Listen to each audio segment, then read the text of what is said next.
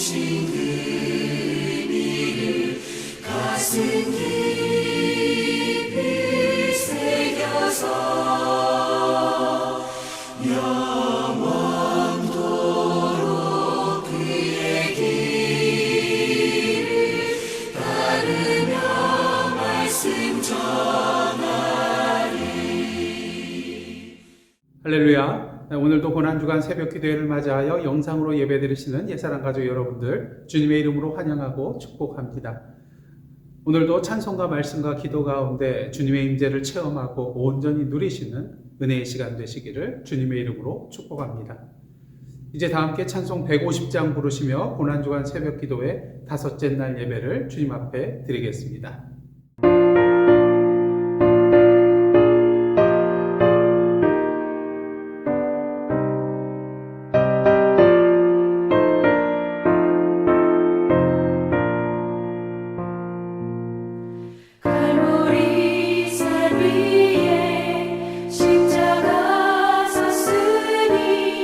주가 고난을 당한 표라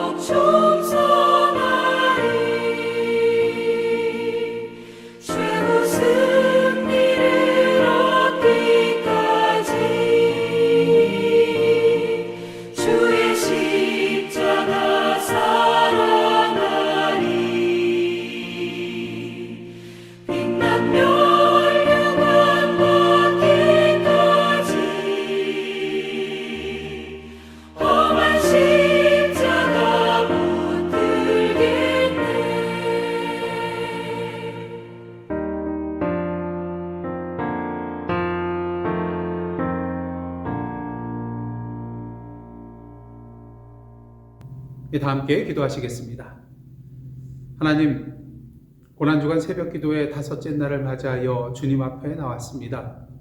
이 시간 성령으로 임하여 주시사 정한 마음을 창조하여 주시고 주님의 말씀을 살아계신 하나님의 말씀으로 온전히 받고 누리는 은혜의 시간 되게 하여 주옵소서. 예수님의 이름으로 기도드리옵나이다. 아멘. 오늘 이 아침 저희들에게 주시는 하나님의 말씀은 베드로전서 2장 1절로부터 2절까지의 말씀입니다. 원래 저희들이 나눌 말씀은 1절부터 17절까지인데요. 1절과 2절 말씀만 함께 봉독하도록 하겠습니다. 그러므로 모든 악독과 모든 기만과 외식과 시기와 모든 비방하는 말을 버리고 갓난아기들 같이 순전하고 신령한 젖을 사모하라. 이는 그로 말미암아 너희로 구원에 이르도록 자라게 하려 함이라.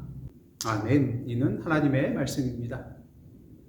짧은 기간 동안 에드워드 8세로 영국 국왕의 자리에 있었던 윈저공은 자신의 어린 시절을 돌아보며 이러한 말을 한 적이 있습니다. 나의 아버지 조지 5세는 엄격한 규율주의자였습니다. 내가 뭔가 잘못했을 때 그는 이렇게 나를 꾸짖으셨습니다. 사랑하는 아들아, 너는 항상 내가 누구인지 기억해야만 한다. 자신이 왕에 오를 왕자라는 그런 사실을 기억하고 있으면 그 사람은 그에 걸맞는 행동을 하며 잘못된 행동을 하지 않게 될 것입니다. 그렇다면 우리는 누구입니까? 존 스토트는 이러한 질문을 던진 후에 베드로전서 2장 1절로부터 17절 말씀이야말로 제자가 된다는 것이 무슨 의미인지를 가장 다양하고 균형 있게 설명하는 본문이라고 말합니다. 사도 베드로는 이 구절들을 통하여 다양한 은유를 통하여 우리가 누구인지를 설명하고 있습니다. 각각의 은유에는 그에 상응하는 의무가 따르는데 이것들을 종합한 것이 베드로가 이해하고 있는 기독교라고 말할 수 있을 것입니다. 베드로가 말하고 있는 6가지 은유는 다음과 같습니다. 첫 번째 은유는 악의입니다. 베드로전서 1장 23절 말씀과 같이 우리는 거듭난, 다시 태어난 존재입니다. 거듭난이란 무엇입니까? 사람의 인격에 성령이 가져다 주시는 깊은 내면의 근본적인 변화라고 할 수가 있겠습니다. 그러기에 이를 통하여 우리는 새로운 마음과 새로운 생명을 얻고 새로운 피조물로 태어나게 되는 것이죠. 중요한 사실은 우리가 성숙한 그리스도인의 성품과 지식을 통하여 거듭난 존재가 되는 것이 아니라는 것입니다. 오히려 갓난아이들과 같이 약하고 미성숙하고 연약하여 무엇보다 성장이 필요한 갓난아기들처럼 다시 태어난다는 것이죠. 그러게 베드로는 수신자들을 향하여 구원에 이르도록 자라야 함을 말하고 있는 것입니다. 그렇다면 어떻게 자라날 수 있을까요? 베드로는 순전하고 신령한 젖을 사모하라고 하였는데 여기서 순전하고 신령한 젖이라는 것은 여러분들이 아시다시피 하나님의 말씀이라고 할 수가 있겠습니다. 엄마의 젖이 아기의 성장에 필수적인 것처럼 하나님의 말씀은 우리의 영적 성장에 없어서는 안 되는 필수 요소이기 때문인 것이죠. 그리고 아기처럼 이러한 하나님의 말씀을 매일 사모하며 나아가야 하는 것입니다. 캔터베리의 대주교 윌리엄 템플은 2차 세계대전 중에 청년들을 향하여서 이러한 말을 한 적이 있습니다. 그리스도인 청년들은 무엇보다 그리스도 그분께 충성해야 합니다. 그 무엇도 매일 주님과 친밀한 사귐을 갖는 시간을 차지할 수 없습니다. 어떻게든 그 시간을 확보하고 견고하게 지키십시오. 다음으로 두 번째 은유는 돌입니다. 베드로는 4절로부터 8절을 통하여 산돌이라는 그런 표현을 하고 있는데요. 아시다시피 교회라는 것은 벽돌로 쌓아진 건물을 말하는 것이 아닙니다. 하나님의 백성이라는 돌들로 이루어진 것이 교회이기에 베드로는 그것들을 산돌이라고 지칭하고 있습니다. 3절과 4절 상반절 말씀 보시겠습니다. 사람에게는 버림바가 되었으나 하나님께는 택하심을 입은 보배로운 산돌이신 예수께 나아가 너희도 산돌같이 신령한 집으로 세워지고. 우리가 산돌같이 신령한 집으로 세워졌다는 이 표현을 통하여 우리는 서로에게 속해 있는 존재라는 것을 분명히 알게 됩니다. 건물을 보면 각각의 돌들이 서로 연결되어 건물의 일부가 되는 것을 보게 됩니다. 어떤 돌도 그냥 공중에 매달려 있는 것은 없죠. 모두 다 건물에 속하여 건물로부터 떨어져 나올 수 없습니다. 존 스토트는 일리노이 대학의 정신의학과 명예교수였던 호바트 모러 박사와 만났던 이야기를 전해주고 있습니다. 그는 당대의 유명한 학자였습니다. 그는 자신이 기독교인이 아니라고 말하면서 교회와는 연인 사이에 다툼이 있었던 것처럼 등을 졌다고 말합니다. 왜일까요?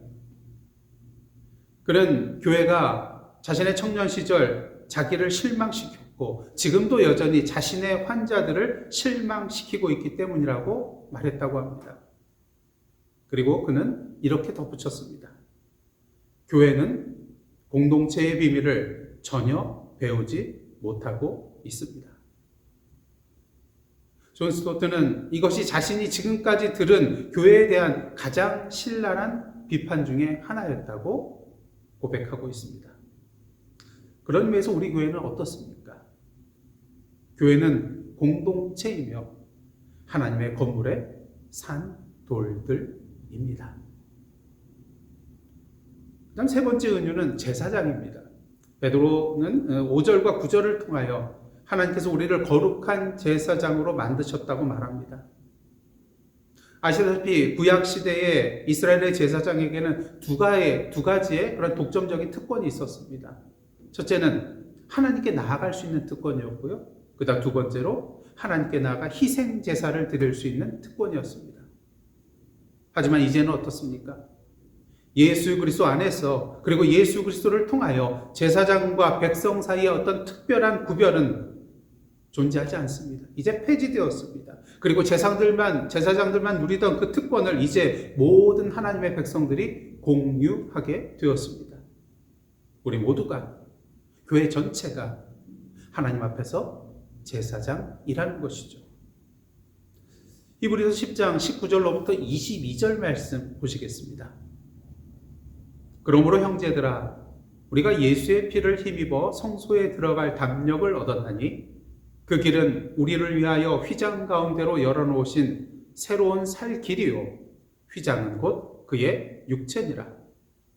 또 하나님의 집 다스리는 큰 제사장이 계심에 우리가 마음의 뿌림을 받아 악한 양심으로부터 벗어나고 몸은 맑은 물로 씻음을 받았으니 참 마음과 온전한 믿음으로 하나님께 나아가자. 그러게 사도 베드로는 5절 하반절을 통하여 이렇게 말합니다. 예수 그리스도로 말미암아 하나님이 기쁘게 받으실 신령한 제사를 드릴 거룩한 제사장이 될지니라. 바라기는 오늘도 예수 그리스도 안에서 거룩한 제사장으로서 하나님 앞에 예배의 자리로 나아가는 저와 여러분 되시기를 간절히 원합니다. 다음으로 네 번째 은유는 하나님의 백성입니다. 베드로는 9절과 10절을 통해서 우리가 그의 소유된 백성이요 하나님의 백성이라고 말하고 있습니다. 사실 이 표현은요 이미 하나님께서 모세를 통하여 이스라엘에게 전해주라고 하신 말씀 속에 나와 있습니다. 출애굽한 이스라엘 백성이 그분의 말씀에 순종하고 언약을 지키면 그들이 하나님의 소유 거룩한 백성이 될 것이라고 말씀하셨죠. 자, 그렇다면 하나님께서는 왜 이스라엘을 택하셨고 또한 우리를 택하셨을까요? 존 스토트는 말합니다. 그것은 편애가 아니라 그분의 증인이 되도록 하기 위함이라고요. 그러게 베드로는 말합니다. 9절 하반절입니다. 이는 너희를 어두운 데서 불러내어 그의 기이한 빛에 들어가게 하신 이의 아름다운 덕을 선포하게 하려 하심이라. 다음으로 다섯 번째 은유는 거류민입니다. 베드로는 11절을 통하여 우리는 거류민과 나그네 같은 자라고 말하고 있습니다. 거류민은 누구를 말하는 것입니까? 그들이 살아가고 있는 곳에서 아무런 권리도 갖지 못한 채 살아가는 자, 다시 말해서 오늘날로 말하면 시민권이 없는 자라고 말할 수가 있습니다. 그리고 나그네는 말 그대로 집이 없는 사람이죠. 베드로가 수신자들을 향하여 이러한 표현을 사용하고 있는 이유는 무엇이겠습니까? 부분적으로는 사실 그들이 정말로 이러한 상황에 있었기 때문이죠. 로마 제국 전역에 흩어져 살아가는 디아스포라였기 때문인 것입니다. 하지만 한편으로는요, 거류민과 나그네라는 이 표현은 그들의 영적인 상태를 상징하는 그런 말이라고도 할 수가 있겠습니다. 그들은 하나님 나라 안에서 다시 태어났다는 의미에서 이제 이 땅의 거류민과 나그네가 된 것이기 때문이죠. 하지만 그렇다고 하나님 나라의 시민으로서 세상적인 책임에서 손을 떼도 된다는 것은 아닙니다. 우리는 두 나라의 시민으로서 우선적인 시민권이 하늘에 있음을 알고 이 땅에서 거룩한 삶을 살아가는 순례자로서의 삶을 살아야 하기 때문인 것이죠. 그러게 마지막 6번째 은유는 종입니다. 베드로는 12절로부터 17절을 통하여 제자들을 양심적인 하나님의 종들로 묘사하고 있습니다. 베드로는 수신자들에게 이방인들 가운데서도 선한 삶을 삶으로 그들의 선한 행실을 보여주라고 말하고 있습니다. 또한 세상의 권위에 복종하고 선을 행하여 어리석은 자들의 무지한 말을 잠잠케 하고 또 자유인으로 살되 그 자유를 악용하지 말고 하나님의 종으로 살라고 말합니다. 모든 사람을 존중하되 믿음의 형제들과 하나님 그리고 권위자들에게 마땅한 존경을 표하라고 권합니다. 이 땅에서의 의무, 즉 권세자들에게 복종하고 비판이 나오지 않도록 하고 선을 행하며 모든 사람들을 공경할 의무를 행하라는 것입니다. 물론 우리는 하늘에 속한 자로서 이 땅에서는 거류민과 나그네로서 본향을 향하여 나아가는 순례자라는 정체성을 잃어서는 안 되겠죠. 이렇게 존 스토트는 베드로가 제자를 묘사하기 위해 제시한 6가지 은유를 설명하였는데 이를 정리하면 다음과 같습니다. 성장해야 하는 갓난아기, 함께 교제해야 하는 산돌, 예배드려야 하는 거룩한 제사장, 증거해야 하는 하나님의 소유된 백성, 거룩해야 하는 거류민과 나그네, 시민으로서의 삶을 살아야 하는 하나님의 종. 존 스토트는 이 6가지 은유 속에서 우리가 행해야 할 6가지 의무를 제시하면서요, 이 6가지 의무를 3개의 쌍으로 분류하는 것을 보게 됩니다. 첫째는 우리는 개인적인 제자훈련과 공동체적인 교제를 하는 일, 이 2가지 모두 하도록 부름받았다는 것입니다. 개인적인 책임과 공동체적인 책임이 2가지 다 있다는 것이죠. 그다음 둘째로 우리는 예배와 일 모두에 대하여 부름받았다는 것입니다. 제사장으로 하나님 앞에 나아가 예배 드리는 동시에 하나님의 소유된 백성으로 세상에 나아가 증거해야 한다는 것이죠. 예배와 증거의 공동체라는 것입니다. 셋째로 우리는 순례자와 동시에 시민으로 살아가도록 부름받았다는 것입니다. 우리는 이러한 3개의 그런 각상들에서 균형을 유지해야만 합니다. 한쪽을 희생시키면서 한쪽만 강조해서는 안 된다는 것이죠. 왜냐하면 우리는 자라나야 할 개인적인 제자이면서도 서로 교제해야 하는 교회 공동체의 구성원이기 때문입니다. 예배자이면서 증언자이기 때문인 것입니다. 순례자인 동시에 시민이기 때문인 것입니다. 존 스토트는 우리의 실패가 거의 모두 제자의 포괄적인 정체성을 잊어버리는 태만에서 나온다고 하면서 앞서 말씀드렸던 조지 8세가 자신의 아들을 향하여 했던 그 말을 인용하면서 오늘도 우리 아버지 하나님께서 우리를 향하여 한결같이 이렇게 말씀하신다고 합니다. 사랑하는 아들아, 너는 내가 누구인지를 늘 기억해야 한다. 내가 누구인지를 기억한다면 그에 합당하게 행동하게 될 것이다. 그런 의미에서 이 시간 함께 기도드리며 나아갈 때에 다음에 그런 제목을 놓고 함께 기도하며 나가시겠습니다.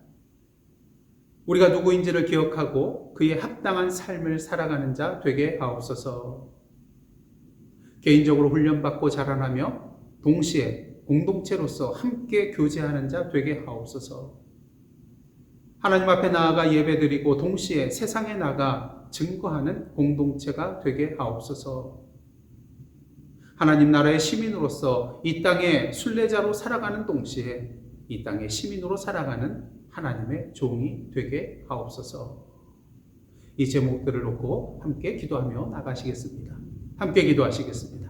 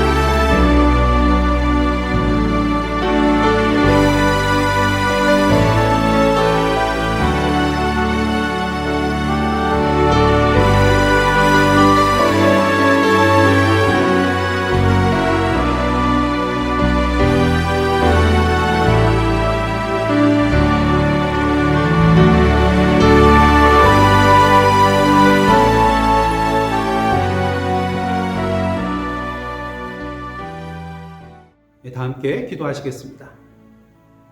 하나님, 오늘도 참된 제자도의 기례로 우리를 불러주심에 감사드립니다. 바라기는 오늘도 우리가 누구인지 우리의 정체성을 바로 알고 아기, 산돌, 제사장, 하나님의 백성, 거류민, 종으로서 우리가 행해야 할 바를 균형 있게 행하며 주님께서 원하시는 참된 제자의 삶을 살아가는 저희들의 복된 삶 되게 하여 주옵소서. 이 모든 말씀 예수님의 이름으로 기도드리오며